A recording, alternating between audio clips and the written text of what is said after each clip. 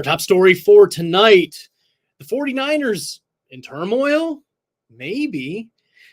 Brandon Aiyuk is creating some drama. Evidently, reports are that he turned down a $26.5 million per year contract and seeking $28+ million a year. And 49ers are not willing to go that high. They want him on the team, but the problem is they don't want him that badly to make that type of financial commitment. And so Brandon Aiyuk is creating some drama. And we'll see if this becomes a resolved situation soon. If it becomes Debo Samuel, where it extends for a little while. And Debo, if you remember, Debo Samuel unfollowed the 49ers on Instagram and went dark and all of that, and seeking a new contract just a couple years ago. And now Brandon Aiyuk creating some wide receiver drama as well. We didn't realize he was going to be a drama queen, but we might have one on our hands here in San Francisco. We're going to dive a little bit into what this contract situation could mean, what the options are for Brandon Aiyuk. We're going to talk about George Kittle as well, hopefully poised for a bounce back. And we're going to take a look at the Minnesota Vikings quarterback depth chart and how it's shaking out during the offseason. All that and more right after this.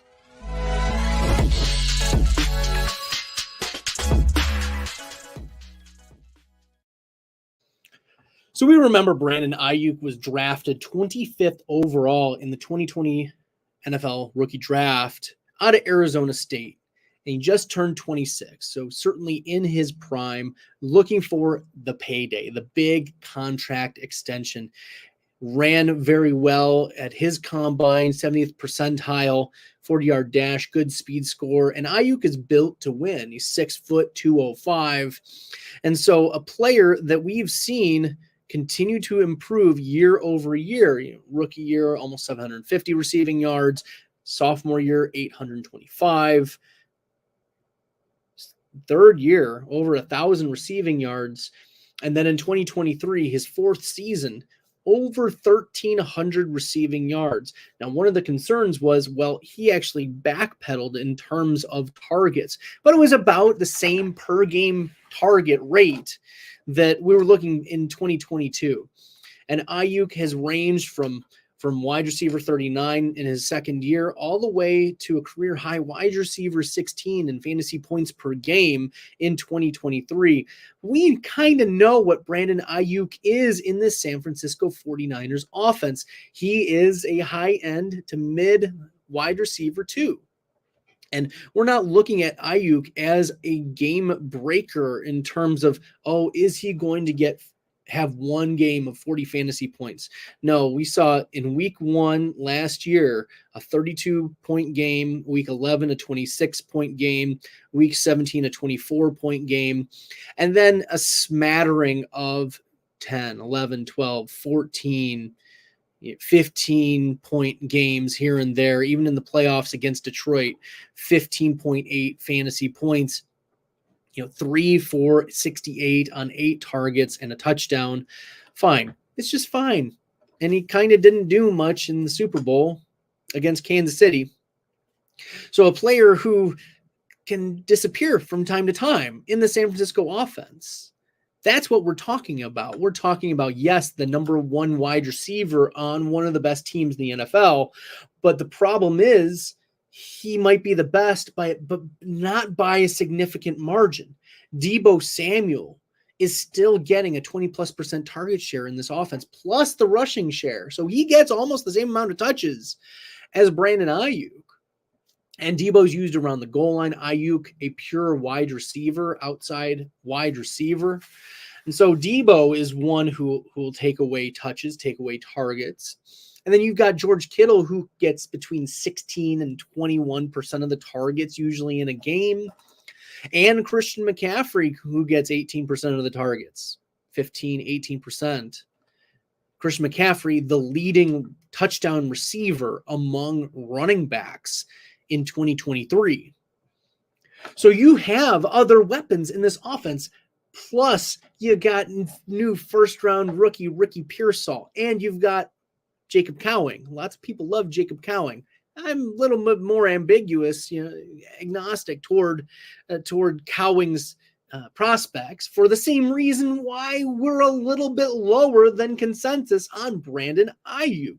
There's just so many mouths to feed. There's not a pathway for Aiyuk to be a game breaker, right?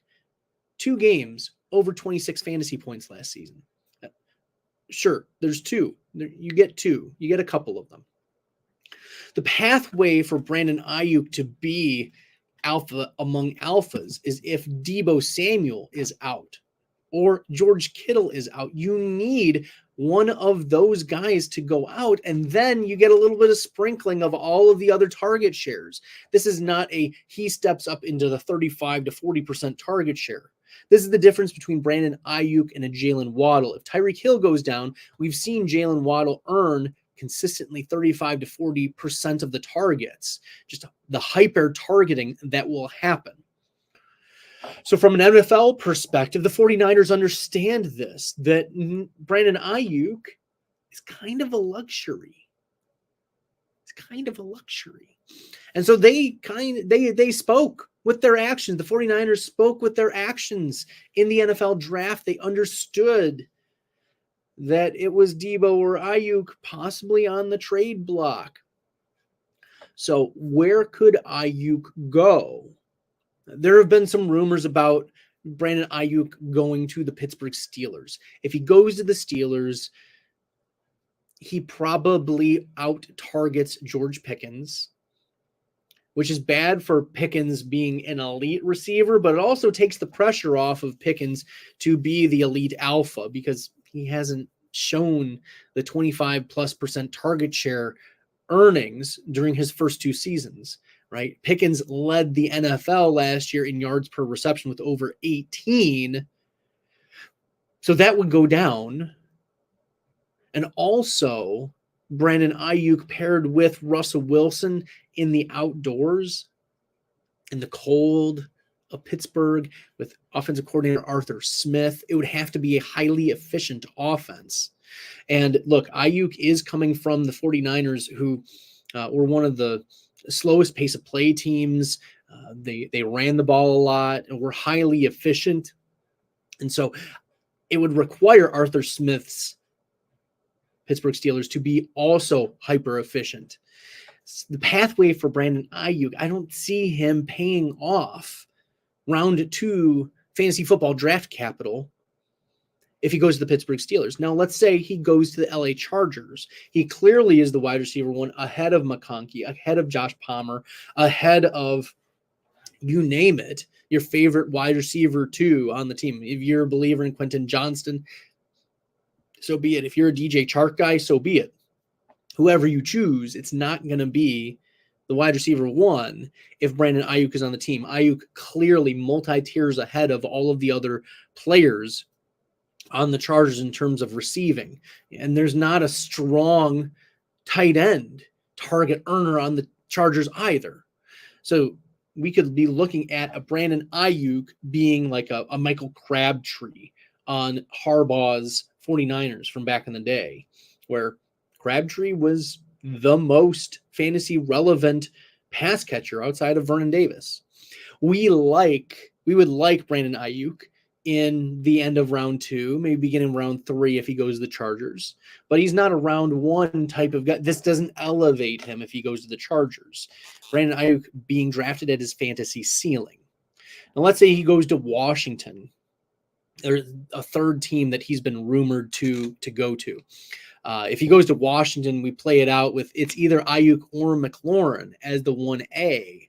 I'm not sure which one it would be. I think it would be a significant debate between the two, but they would both earn 22 to 25% of the targets, and that would mean a lot less for a Jahan Dotson and a Luke McCaffrey type. That would definitely delay the development of those 2 young receivers, Dotson entering year 3, McCaffrey entering year 1. It would also kind of stifle a little bit of the Ben Sinnott hype that's been happening in the fantasy football streets.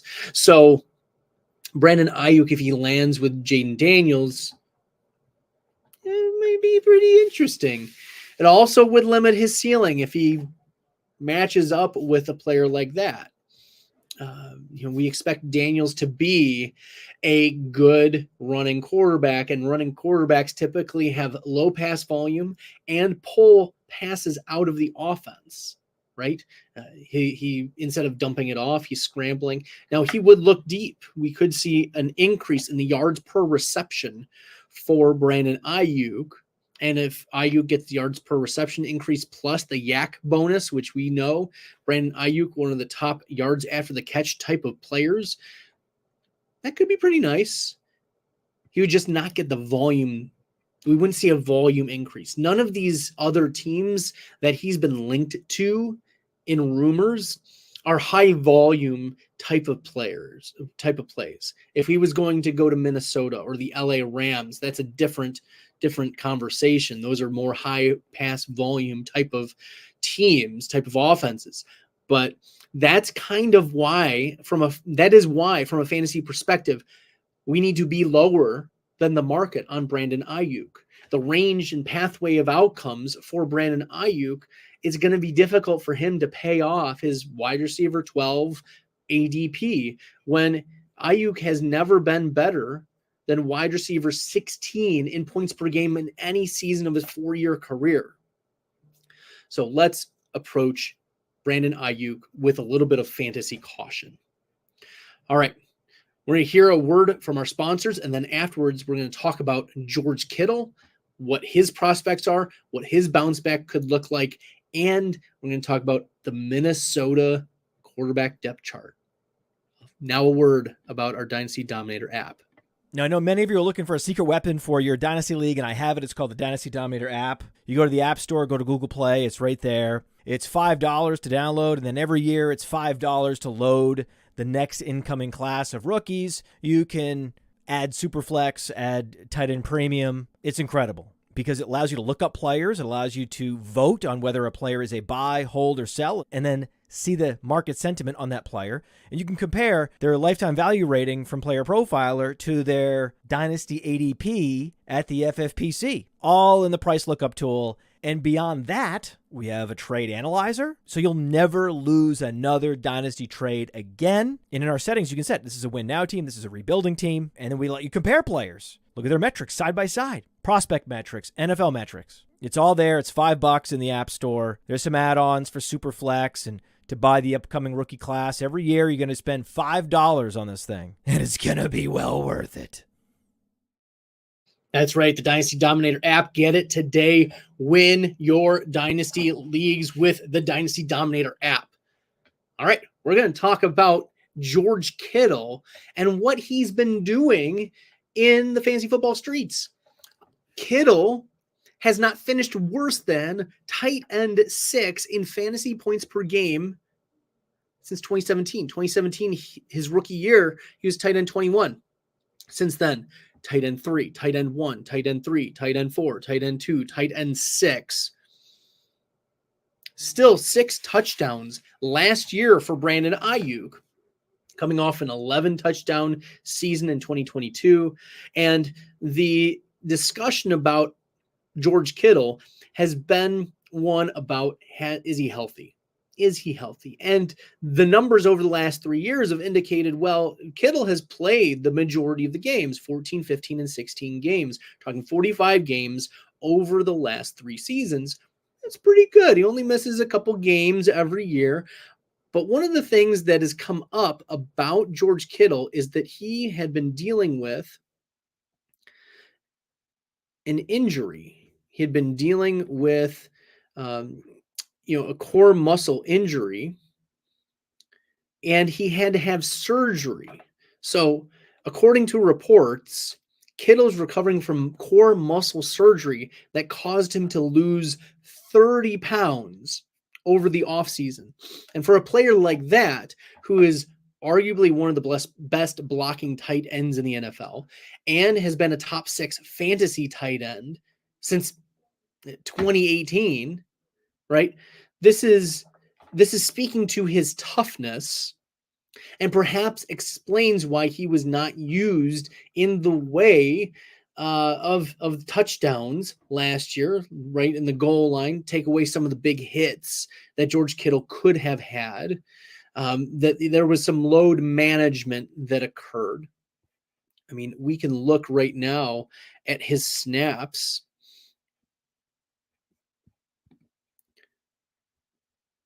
And we didn't see significant dips in snaps, but the types of snaps, right? There's some management in what he's being asked to do in terms of running routes, things like that. We did see a couple times where in Detroit, he only played 75% of the snaps. This was during the playoffs, during the most important of games. 85% of snaps in the Super Bowl against Kansas City, 82% of snaps at the end of the season against Arizona. You know, you see week 5, 76% of snaps against Dallas. And so like 73% against Pittsburgh week 1. There are a couple games where George Kittle does not play 100% of the snaps. We saw that in week 6, week 7, etc. And just because he's playing all the snaps doesn't mean he's necessarily going to be all involved in the offense. We talked about that earlier with Brandon Aiyuk in his situation, right? Aiyuk, the leading target earner, but it's also pretty flat in terms of who else is going to be getting the ball. It's Iuke, and it's Debo, and it's McCaffrey, and it's Kittle. And we look at what Kittle has done in terms of his metrics. He had 21% target share last year, 20.3% target rate. That was 14th among tight ends. And comparing to last year, an actual increase in target share and target rate for George Kittle. So the big issue for Kittle and being tight end 6 in fantasy points per game, I think, is twofold. I think there are actually two significant differences. One was the touchdown variance, which we know can fall one way or the other for tight ends. And the second, and this is something that we want to keep in mind, is there are other good tight ends now. It's not just Kelsey and Andrews and Kittle, right? Those three. It's not just those three tight ends. It is also Trey McBride. It is also Dalton Kincaid, right? It is also Evan Ingram. It is also Kyle Pitts, right? It is also, and let's not forget, the rookie sensation, Sam Laporta. It is also those tight ends. So when it comes to Kittle being viewed as the tight end 6, the pathway for him to still finish in the top 5 is still very real and will stay that way.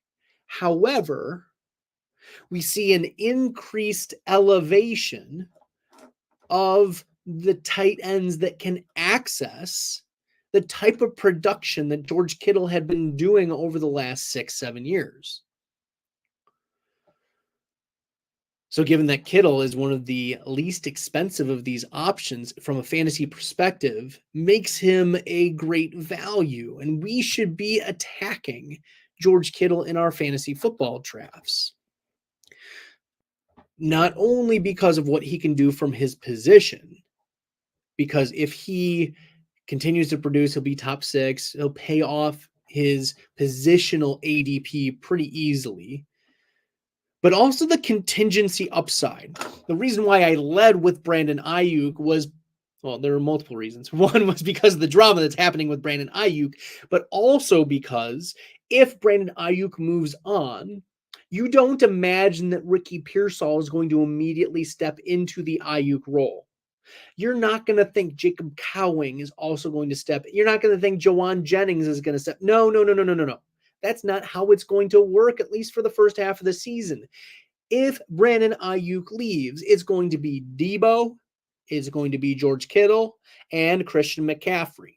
Those are going to be the 3 target earners, and you can see an increased sprinkling of George Kittle's targets. Not only the targets, but also the red zone targets, the money targets, the pathway for George Kittle to get 8, 9, 10 touchdowns, 11 touchdowns like he got in 2022.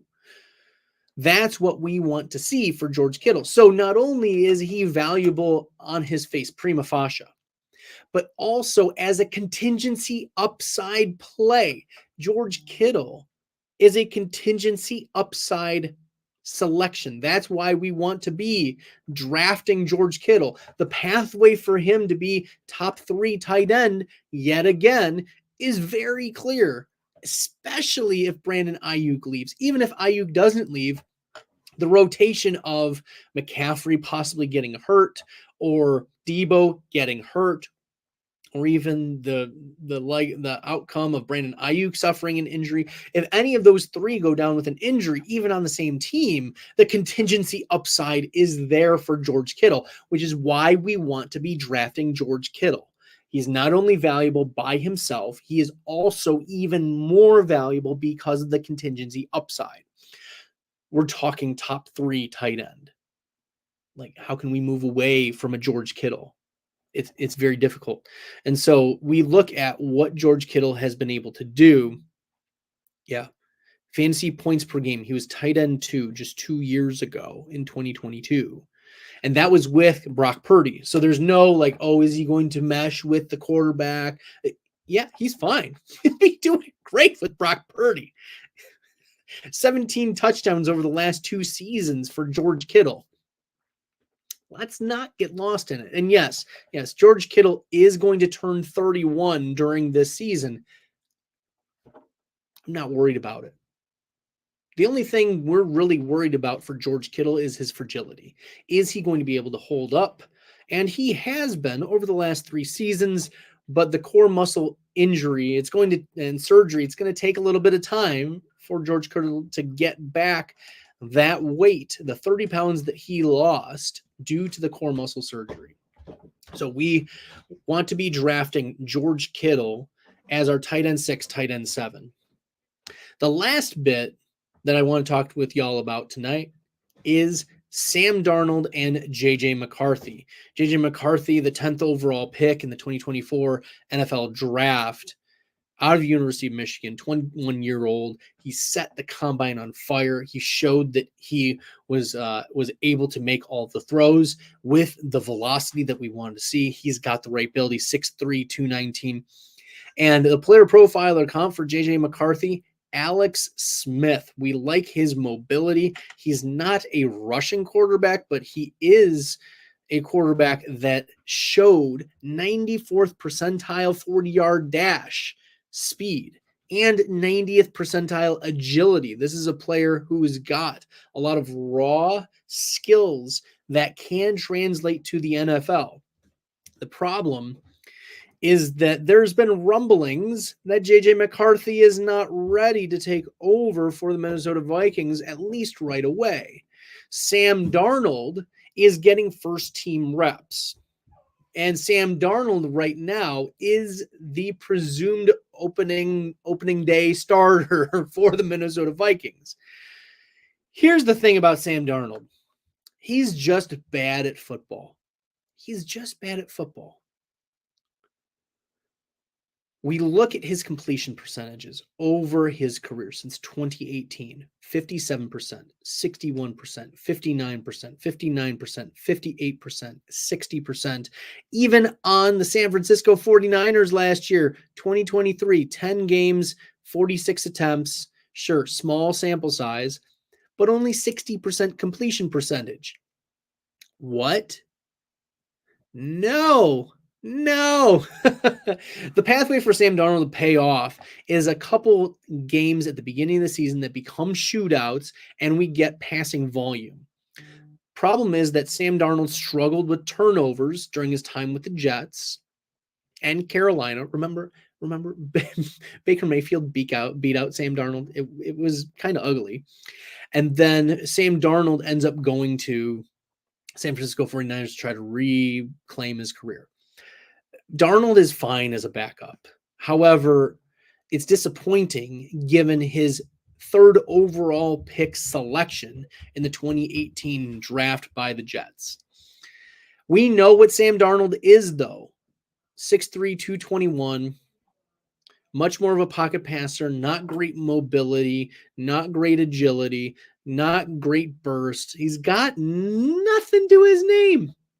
His player profiler comp, Jared Goff, but I'd say a significantly worse Jared Goff, worse decision-making, worse under pressure, worse making throws, just worse overall. He's bad. He's bad. And so that will be revealed very quickly. The Minnesota Vikings are making a mistake if they start and trot out Sam Darnold for the first couple weeks for two reasons. One is they're setting themselves up to lose right away. It's not good. It's going to create dysfunction among the team because they know what it is to struggle, and they got resurrected last year by Josh Dobbs. We remember the Pastronaut doing his best impression of trying to keep the team afloat, and then getting benched eventually for Jaren Hall, et cetera, et cetera, et cetera. The second issue is the development of J.J. McCarthy. It's a mistake by the Minnesota Vikings to not give their first-round pick, J.J. McCarthy, first-round or first-team reps right off the bat. The Vikings are not taking the Anthony Richardson route. They are instead saying, you know what, Sam Darnold, here, first-team reps. But you know who's not getting first-team reps? It's J.J. McCarthy, the guy who needs first-team reps that you just invested the 10th overall pick in, who has a lot of he's got talent. J.J. McCarthy has talent.